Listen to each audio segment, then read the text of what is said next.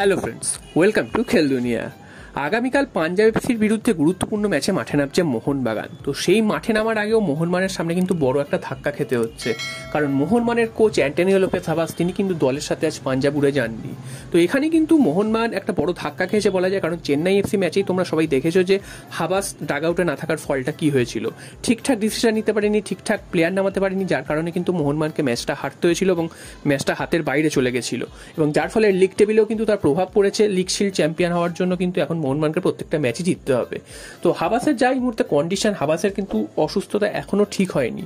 তো বুঝতেই পারছো যে হাবাস কিন্তু দলের সাথে যাননি, এবং তিনি যে অনুশীলনেও ছিলেন তেমনটাও নন।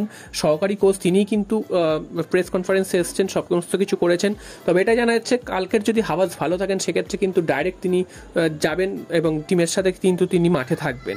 তো সেটা পরের কথা, তিনি যেতে পারবেন কি পারবেন না ধরে নেওয়া যাচ্ছে তিনি হয়তো যেতে পারবেনই না। তো সেক্ষেত্রে মোহনবাগানকে কিন্তু আরও একটা ম্যাচ হাবাসকে ছাড়াই খেলতে হবে।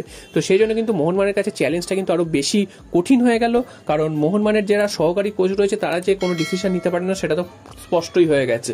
তো এবার সমস্তটাই প্লেয়ারদের উপর নির্ভর করছে। প্লেয়াররা যদি নিজেদের মতন খেলে ম্যাচটাকে বার করে নিয়ে আসতে পারে তাহলে কিন্তু মোহনবাগানের জন্য ভালো, আর সেটা না পারলে কিন্তু লিগ শিল্ড প্রায় স্বপ্নই থেকে যাবে। তো এরপর চলে আসে আরও একটা খবর, সেটা হচ্ছে সাহাল আব্দুল সামাদ খেলবেন কি খেলবেন না এটা নিয়েও কিন্তু একটা প্রশ্ন ছিল।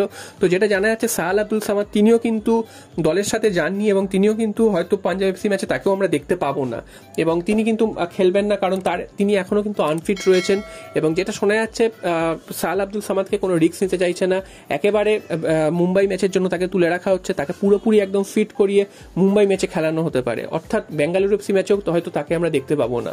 তো এটাও কিন্তু মোহনবাগানের জন্য খুব একটা ভালো খবর নয়, কারণ সাহালের মতন গুরুত্বপূর্ণ প্লেয়ার এরকম লিগের শেষ দিকে এসে তিনি সার্ভিস দিতে পারছেন না, এবং তার ফলে কিন্তু মোহনবাগানের মাঝমাঠটাকেও ভুগতে হচ্ছে।